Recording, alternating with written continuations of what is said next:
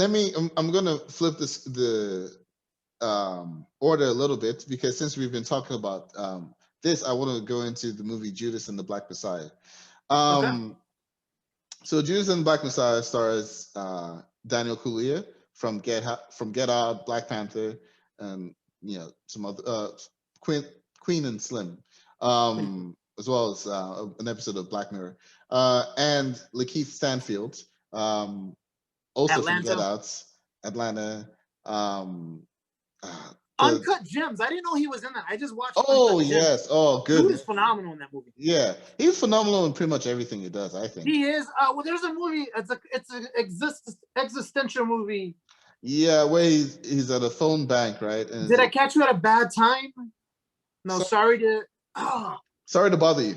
Sorry to bother you. Yes. Yo, that movie tripped me out. I didn't know that movie, but he did. Like, he's like, yo, like why is he not Oscar nominated yet? Well, I think he will be, because while the movie follows Fred Hampton, Daniel Kaluuya is Fred Hampton. He plays Bill O'Neill, and I'm pretty sure he's the lead in this movie. Lakeith Stanfield. So it's kind of like Last King of Scotland. Everybody thought Idris Elba was not Idris Elba. Forrest Whitaker. Forrest Whitaker was the main act, but it ended up being what's that? McAvoy, James McAvoy. Professor Yeah. Yeah. So this is mainly about Lakeith Stanfield as the Judas in the title, Judas and the Black Messiah.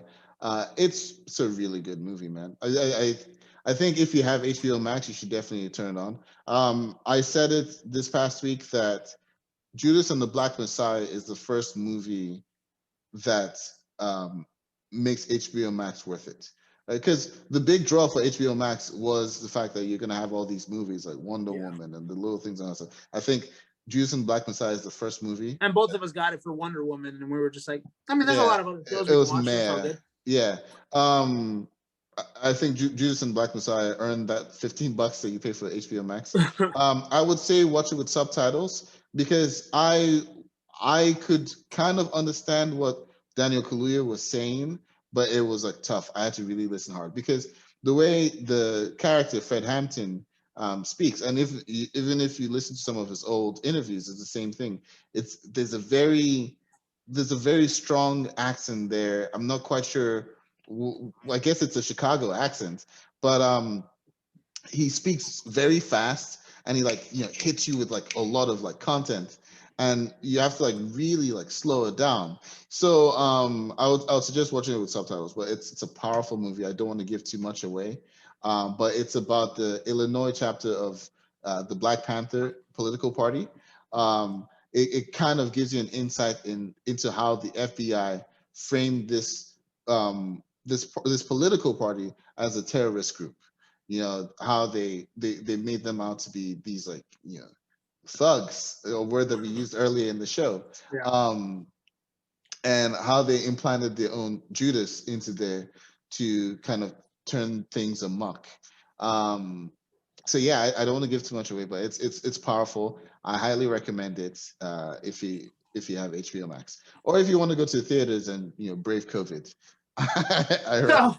So and I don't know if this is the case, but you can let me know. I haven't seen it yet. I definitely do want to watch it. I especially am going to watch it after our recent conversation. But Lakeith Stanfield said that he had to get a psychologist, I think, after doing this film. And it made me wonder, did he kind of does he seem like he was like, what's the word I'm trying to find? Radicalized. Like completely engulfed by this role the same way, like, because it reminded me of Heath Ledger when he said that, of Heath Ledger going to the Joker. Because remember, they said that him doing the Joker really messed with the psyche, and that's what kind of led to his downward spiral. Yeah, so I'm wondering if I like Lakeith Stanfield. I think he does good work in everything he acts in. That being said, I don't know that I would say that this is that he like got lost in the role. That you can pull a scene out of this movie and drop it into one of his other movies, and you wouldn't tell that it's the same guy. Like it seems like the same Lakeith Stanfield Daniel Kaluuya, on the other hand, he sounds different from literally anything he's ever done. Like he really embodied the role of Fred Hampton. Like I don't know if you've seen a trailer for it, but like he's into it. It's crazy. I don't watch trailers. Okay. I don't like watching trailers for some reason. I just like to go in there raw, with just like fresh eyes as much as I can. I mean, I'll get a kind of a hint of, if I do watch a trailer, it's like one time, and then I'm like, all right, I'm gonna watch that movie.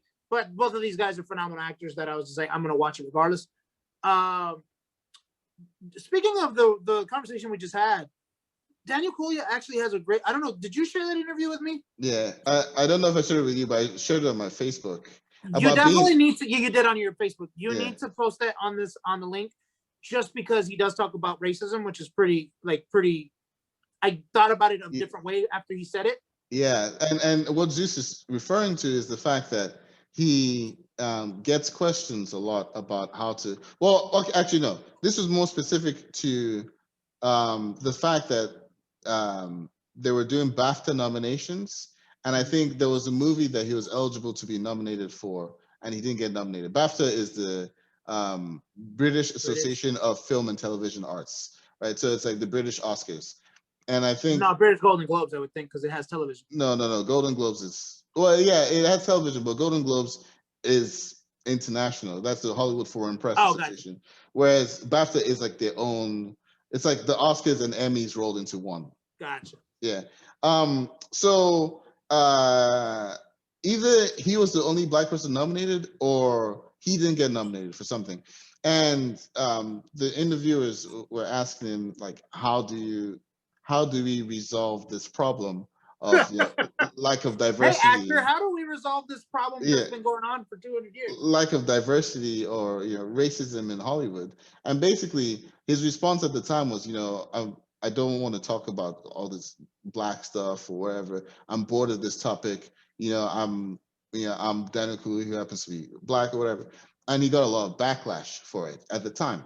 So this thing that I shared that Zeus is referring to, they asked him about that, and they were basically asking, like, do you have like regrets about that answer? And he was like, these people are asking me, he did like some anecdote, but essentially it boils down to they're asking me, the person who's been aggrieved by a certain wrong, how to fix that wrong. It's like asking a woman who's been robbed, why was she robbed?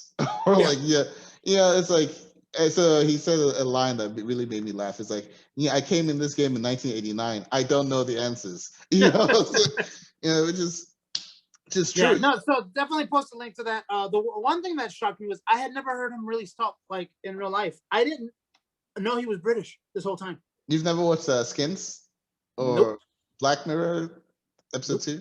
No? I had no idea that he was British. And then he came up with, I was like, oh, hey, what? Okay. Yeah, he sounds like a roadman, like Santa and Dave. He's a Black rapper from England.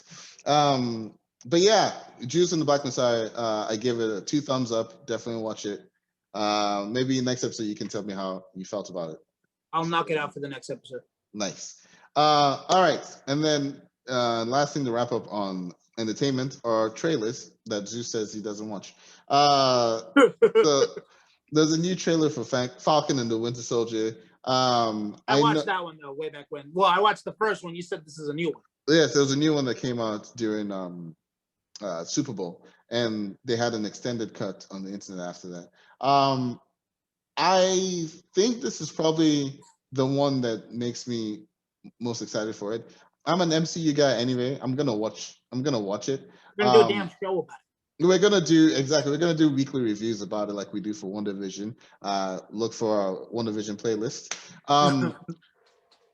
That being said, this one really highlighted the body, not the body, the buddy aspect of it. Yeah. Like the Odd Couple.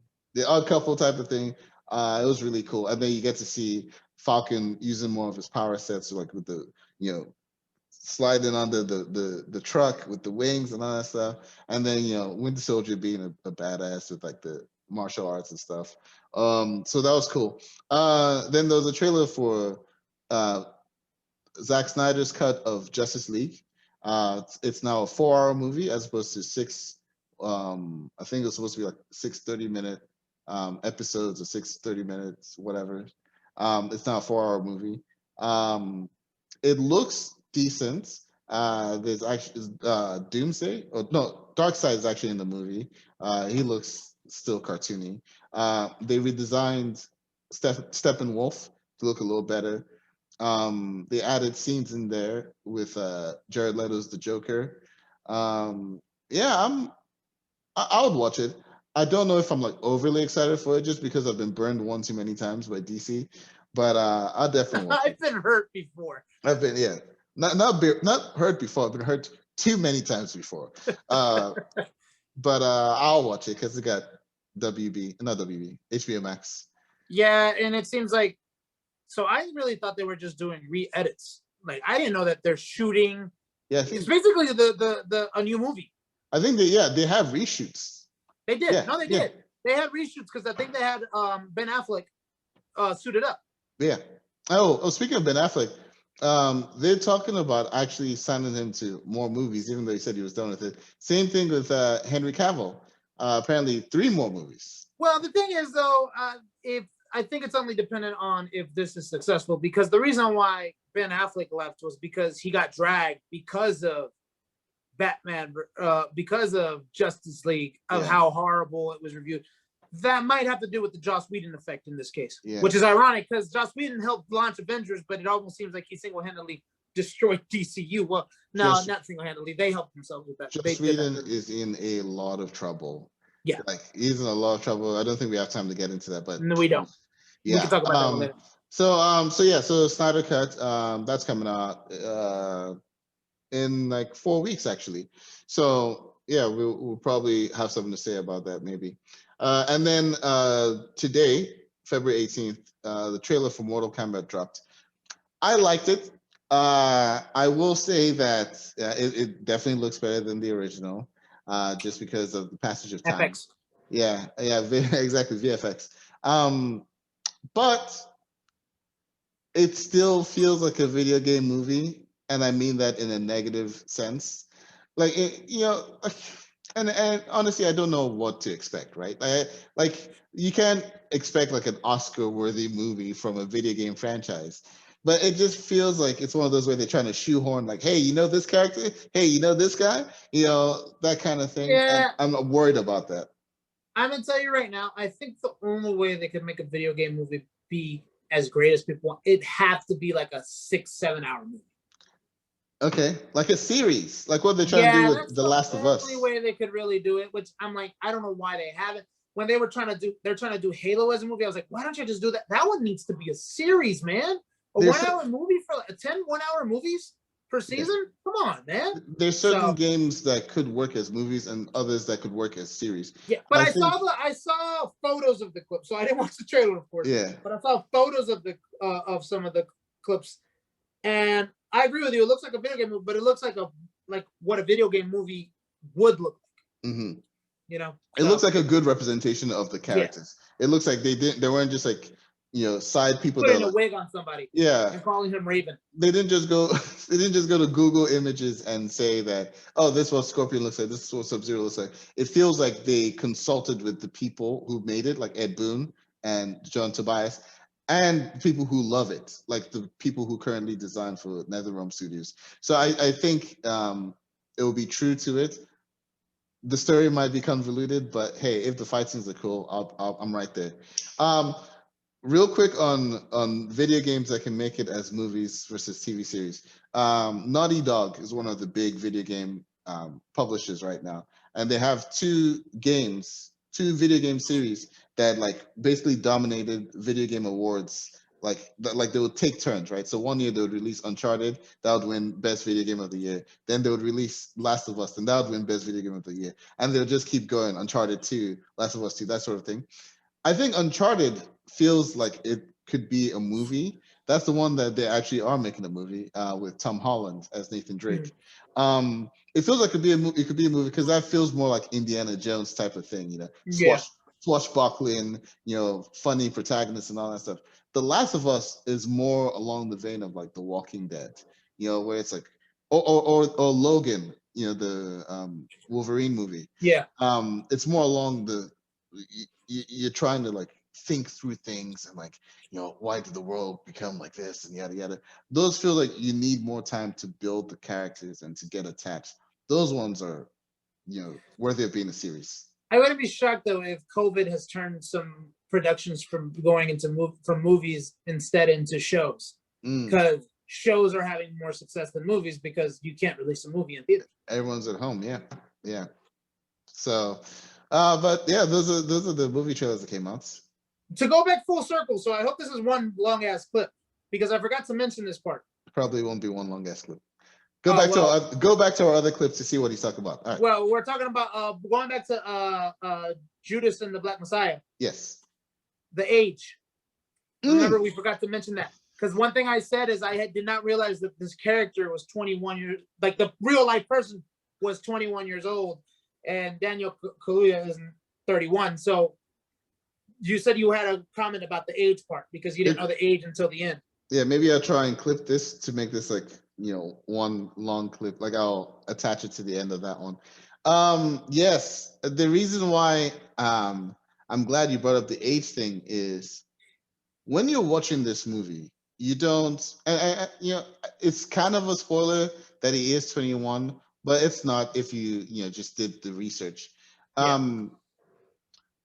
You get the sense based off of the sort of things Hampton is preaching, the sort of actions Hampton is taking. You get the sense that this guy is a seasoned veteran of the movement. He's a very deep thinker, about what ails the country, about what we need to do to move the country forward. And one thing you'll find, again, kind of spoilery, but I don't think it would mess up the movie watching experience. Hampton wasn't really about, it's a black person versus white person thing. No, his whole thing was about the oppressed versus the oppressor type of thing, because he went and extended olive branches to other gangs or other groups of different demographic makeups. He went and extended an olive branch to basically the equivalent of like today's Proud Boys, right? Like a white group. But they weren't white supremacists. They were just white people. They had Confederate flags hanging. And never mind it. Yeah. So he went and extended, because to them he was like, look, you guys, you poor white folk or whatever, they are oppressing you just like they're oppressing us, right? They're just trying to turn us on each other. So there were some concepts that he would like be espousing that when at the end they said that he died at the age of 21, it shocked me. And then you realize too that the guy that Lakeith Stanfield is playing was equally young too. So you realize that some of the stuff that he went through, you're like, man, this is like basically a teenager going through this stuff. So without going too much into that, I really do want you to watch it and take it in with fresh eyes. But yeah, it was shocking to me to learn their age at the end of the movie. But yeah, great performances from both of them. I think they had to go with Daniel Kaluuya and Lakeith Stanfield, despite the fact that they are older actors. Yeah. Daniel Kaluuya is 31. I don't know how old Lakeith Stanfield is. Yeah, but more importantly than their age, they're phenomenal actors too. So it probably made sense. They probably would have had issues finding a young. I mean, I'm seeing somebody in my head. I can't remember the name, but I'm seeing somebody. I don't know. There might have been some. Yeah, but I'm trying to think of a 21-year-old that could give you the performance of a 21-year-old that's acting like a 40-year-old, right? Because from the stuff Fred Hampton was talking about, he had the mindset of something you'd see in a 40 years old or something like that. Someone that's grizzled, someone that understands this is what cops are doing to put their foot on our necks and all that stuff. You wouldn't get that from today's 21-year-olds.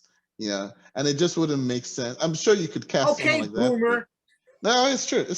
I'm sure you could cast someone that could do it, but I think Daniel Kaluuya knocks it out of the park. No, yeah, that's true. Unless they get like an older actor who looks young. You know, the guy who voiced Spider-Man, Miles Morales. I could think of him because he looks a little younger. But and he's a good actor too. Yeah. Huh? Shameik Moore. Yeah, because he was phenomenal and dope. So you kind of But I'm gonna watch the movie either way. Yeah. I really want to hear your thoughts on it on our next show. I'll talk about it. So I have homework. I'm going to watch it this week. We're going to talk about it the next episode. Yeah, especially just the transformation and stuff. But yeah, I could talk more about it. I really love the movie, but I don't want to give too much away from it. But okay, cool. So that does it for our entertainment section.